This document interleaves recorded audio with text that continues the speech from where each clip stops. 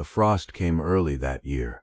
You could feel it before you could see it, that particular stillness in the air, the way the forest holds its breath when the temperature drops overnight and doesn't rise again. Leaves had already fallen, the ground was hard, and the light, even at midday, came in low and pale, the way it does in late autumn when the world is preparing for something long and dark. Marcus had walked this same trail for years, not as a ranger, not officially, just a man who found more peace in the forest than he ever did in town. He knew which trees held owls, he knew where the creek bent and slowed, he knew how to move quietly enough that the deer didn't always run.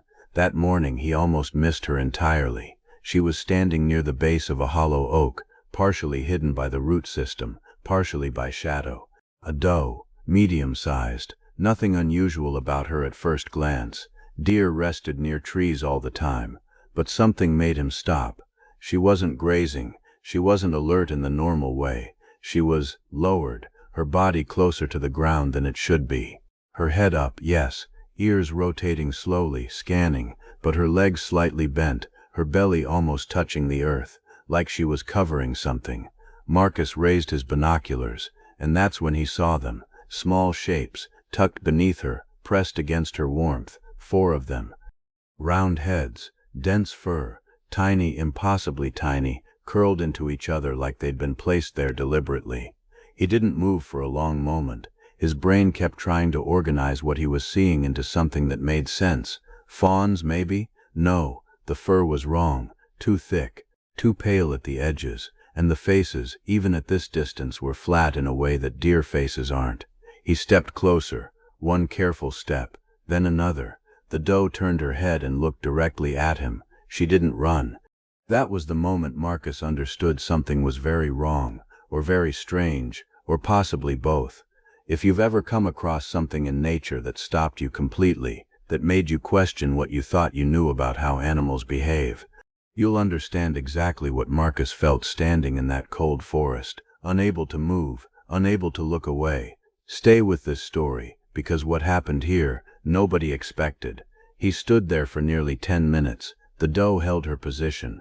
Not frozen in fear, she was clearly aware of him, tracking him, but she didn't bolt, didn't stamp, didn't do any of the things deer do when a human comes too close. She simply stayed, and the shapes beneath her barely moved at all. Marcus had a field guide on his phone. He pulled it out with cold fingers, already knowing somehow what he was looking at before the screen confirmed it. The round face, the dense fur, the compact body. Pallas's cats, also called manual, one of the oldest wild cat species on Earth.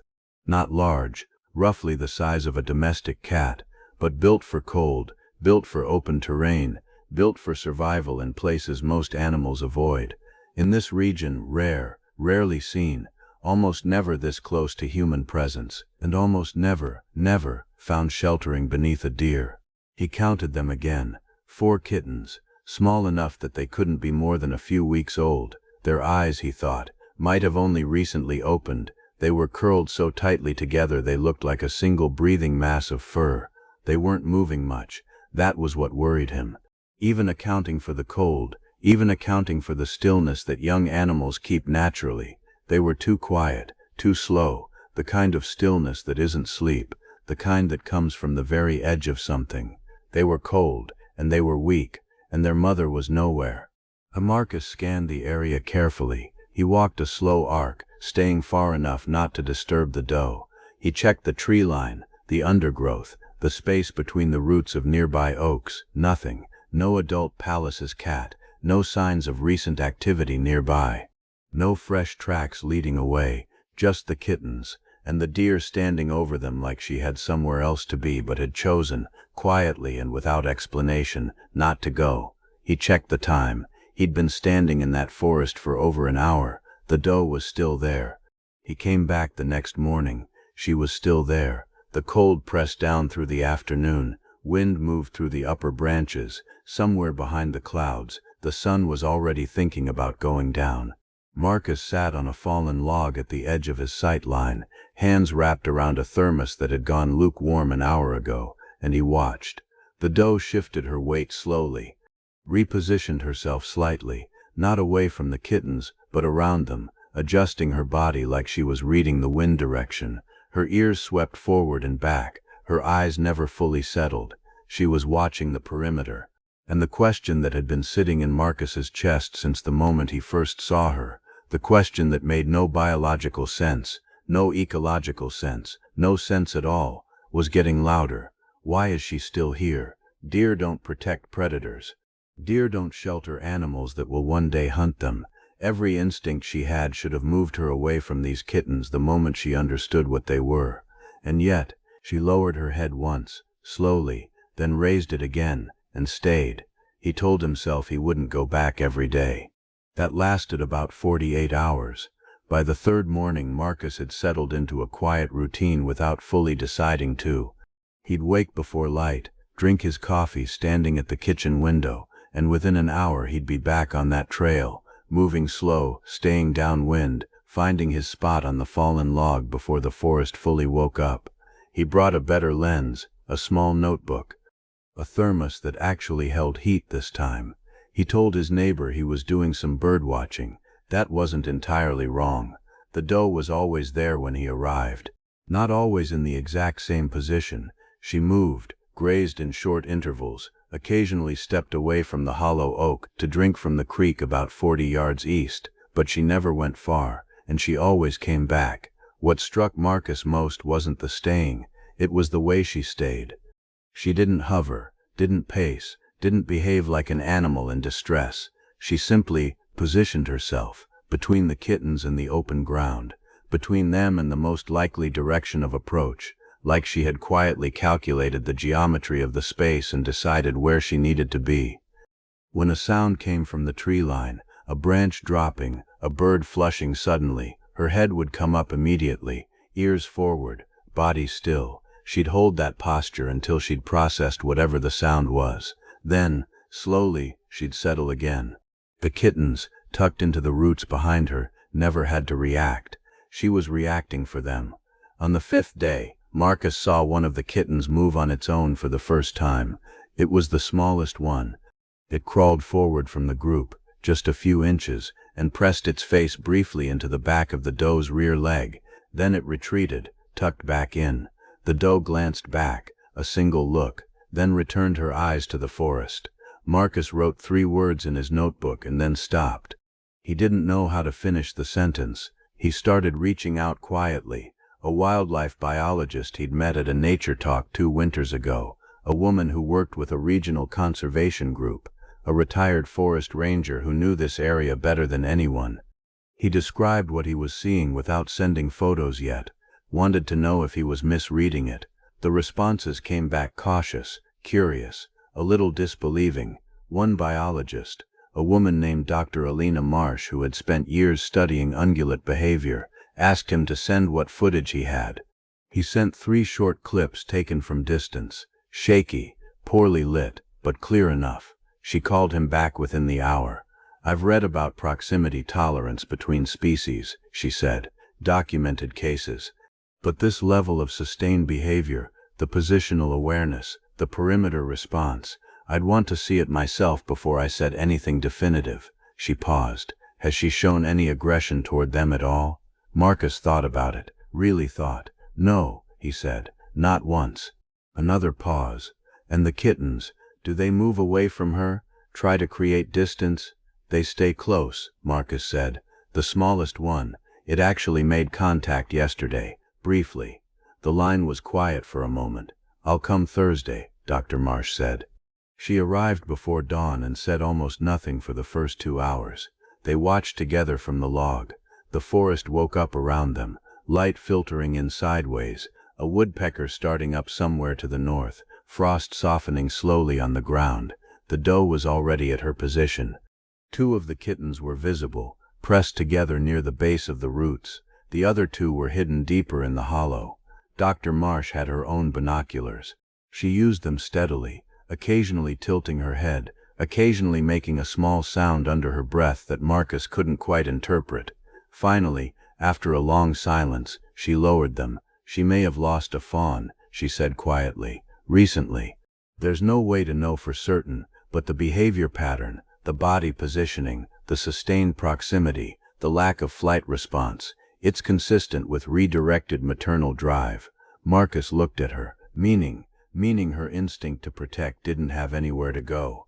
She paused, choosing her words carefully. It doesn't mean she thinks they're her offspring. Animals aren't that confused about species, but instinct isn't always that precise. Sometimes it just finds a shape that fits. They watched the doe shift her weight, reposition herself slightly as the morning light changed. She's not raising them, Dr. Marsh said. She's not feeding them. She can't, but she's staying in a way that creates a protected space. And for animals this young, in this temperature, that space may be the difference. Marcus nodded slowly. He'd already known that. Somewhere under all the confusion and the questions and the notebook full of incomplete sentences, he'd already known. It's not adoption, it's not rescue, it's something quieter than either of those words. It's staying.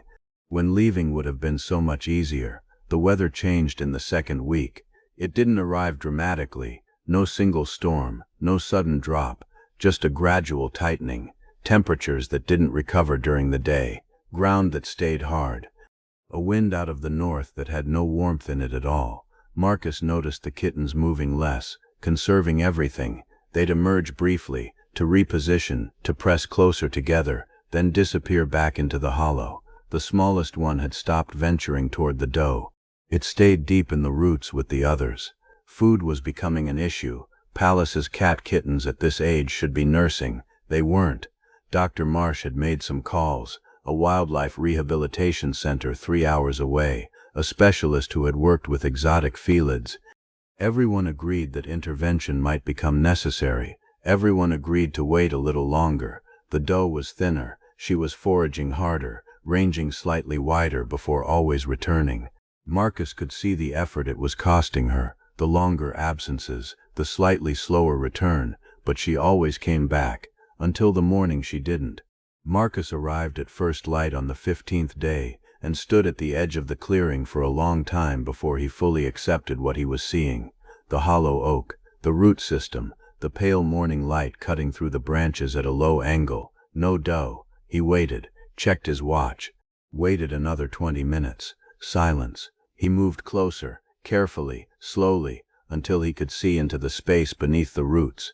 The kittens were there, all 4 of them, still alive. But they were alone. He didn't call anyone right away. That probably sounds strange. But Marcus stood at the edge of that hollow oak for a long moment, watching the 4 small shapes huddled in the roots, and something in him needed a minute before the phone calls and the decisions and the machinery of intervention began. Because once it began, he knew, this thing, whatever it had been, would change forever. He crouched down slowly, kept his distance, just looked. They were aware of him. The 2 in front had their eyes open, tracking his movement with that flat, ancient gaze that Pallas's cats carry even as kittens, something in their face that looks less like fear and more like deep, careful evaluation. The other 2 were pressed behind them, barely visible. They didn't hiss, didn't retreat further. They just watched him, the way the doe had watched him that first morning, still, waiting, holding on. He called Dr. Marsh first. She answered on the second ring, listened without interrupting as he described the scene, and then was quiet for a moment. How long has she been gone? I don't know. She was here yesterday at 4. I left before dark. And the kittens, movement, breathing, slow, but present, all 4. Okay. He could hear her already moving, already organizing. Don't approach further. Don't attempt to warm them manually. I'm calling the center now. We'll need a transport team. She paused. Marcus, you did the right thing waiting, but we can't wait anymore. He already knew that. He'd known it the moment he saw the empty space where the doe had been. But hearing it said out loud settled something in him, released him from the strange obligation of witness he'd been carrying for 2 weeks. He hung up and sat back down on the log. The forest was very quiet. The team arrived by early afternoon. 2 wildlife rehabilitators from the center, a man named Joel and a younger woman, Priya, who moved through the forest with the practiced stillness of someone who had done this many times. They brought a transport carrier, thermal wraps, and a small kit for initial assessment. They spoke in low voices and didn't rush. Priya crouched at the entrance to the root hollow and assessed for several minutes before touching anything. "They're hypothermic," she said quietly. "Not critical yet, but close." She looked up at Joel. "We need to move carefully." The process was slow and deliberate. Each kitten was wrapped individually, small thermal packs, soft cloth, and placed gently into the carrier. The smallest one, the one that had pressed against the doe's leg that fifth morning, made a single small sound when lifted, then went still. Marcus stood back and watched and did not say anything. It was Joel who found the tracks. He'd walked a wider perimeter while Priya completed the initial assessment. "Standard procedure," he explained, checking the surrounding area for context. He came back quieter than he'd left. He showed Marcus on his phone photos taken maybe 60 yards northeast of the hollow oak, in a small depression where the ground was softer and the frost had preserved detail better. Paw prints, adult-sized, the broad, rounded shape of a Pallas's cat. And then, disturbance. A wide area of disturbed leaves and compressed earth, drag marks leading away through the underbrush, tufts of dense pale fur caught on a broken branch at knee height. The story written in the ground was not a long one, but it was clear. Something had happened here, before the cold set in fully, before Marcus had ever found the kittens. Dr. Marsh arrived 2 hours later, after the kittens had already been transported. She walked the site with Joel, examining the depression, the drag marks, the fur sample he'd carefully collected and sealed. She was measured about it, professional. She didn't speculate out loud beyond what the evidence supported. But standing at the edge of that depression in the fading afternoon light, she said something quietly, almost to herself. She was probably gone within the first day or two, maybe before. Marcus looked at her. "The mother," she said, "the manual, whatever happened here, predation most likely given the drag pattern. It happened early. The kittens had probably already been alone for some time before you found them." The cold pressed down through the branches. "Then the doe," Marcus started. "Didn't arrive because the mother was gone," Dr. Marsh said. "We can't know the sequence precisely, but it's possible she was already staying with them when you first saw her, already in position." She paused. "Which means she may have been there longer than we realized." Marcus drove home slowly that evening. He sat in his driveway for a while without going inside. He kept thinking about the first morning, the way he'd almost walked past, the way the doe had looked at him, not with fear, not with aggression, just with that steady, patient attention. "I'm here," that look had said. "I'm not leaving." He thought about the drag marks in the soft earth 60 yards away, the fur on the branch, the small hollow in the ground where something had ended before the story he'd been watching even began. The doe hadn't arrived after the mother died. She had already been there, staying beside 4 animals that had nothing left, in a cold that kept deepening, in a forest where leaving would have cost her nothing at all. And she had stayed anyway, not because she understood, not because she'd made a choice the way humans make choices, weighing outcomes, calculating meaning, but because something in her had oriented toward those small warm shapes in the dark, and simply not moved away. That was the whole of it. That was everything. The rehabilitation center sent an update 4 days later. All 4 kittens were stable, responding to warmth and supportive care.